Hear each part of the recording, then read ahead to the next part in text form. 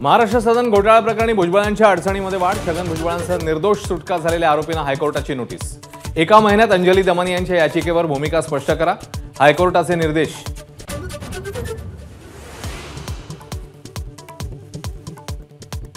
मनसेच्या महायुतीत समावेशाच्या चर्चा थंडावल्या। महायुतीतल्या पक्षांच्या चिन्हावर लढण्याचा प्रस्ताव मनसेने फेटाळला।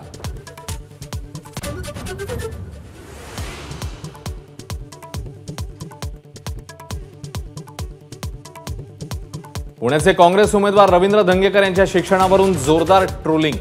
पुण्याचा उमेदवार अशिक्षित असल्याची सोशल मीडियावर खिल्ली, तर जनतेने माझी पीएचडी स्वीकारली आहे, धंगेकरांचं प्रत्युत्तर।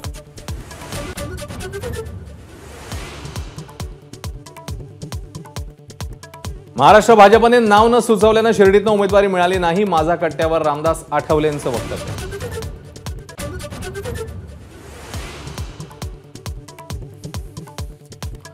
राज ठाकरेंना घेऊन कुणाचाही फायदा होणार नाही, माझा कट्ट्यावर रामदास आठवलेंचा दावा। उद्धव ठाकरेंनी ऍडजस्टमेंट करायला हवी होती, आठवलेंचं वक्तव्य।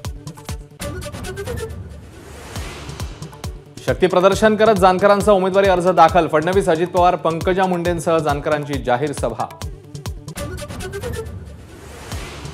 गेल्या 2.5 महिन्यापासून मला टॉर्चर केलं, नाना पटोलेंचं प्रकाश आंबेडकरांवर प्रत्यक्ष निशाणा। योग्य वेळी योग्य उत्तर देऊ, पटोलेंचं वक्तव्य।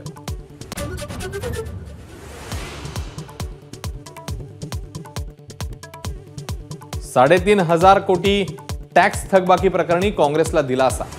निवडणुकीपर्यंत कोणतीही कारवाई करणार नाही, प्राप्तिकर विभागाचे सुप्रीम कोर्टामध्ये स्पष्टीकरण।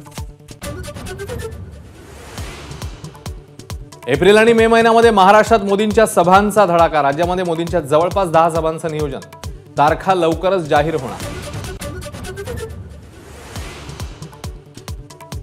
मुंबईमध्ये आरबीआयच्या स्थापना दिनानिमित्ताने विशेष कार्यक्रमाला पंतप्रधान मोदींची उपस्थिती। भारताची बँक व्यवस्था जगामध्ये आदर्श, मोदींकडून आरबीआयचं कौतुक। पंतप्रधान मोदींनी मुंबईत 10 सभा घेतल्या तरी भाजप मुंबईतनं तडीपार होईल। पंतप्रधान मोदींच्या मुंबई दौऱ्यावर संजय राऊत यांची टीका।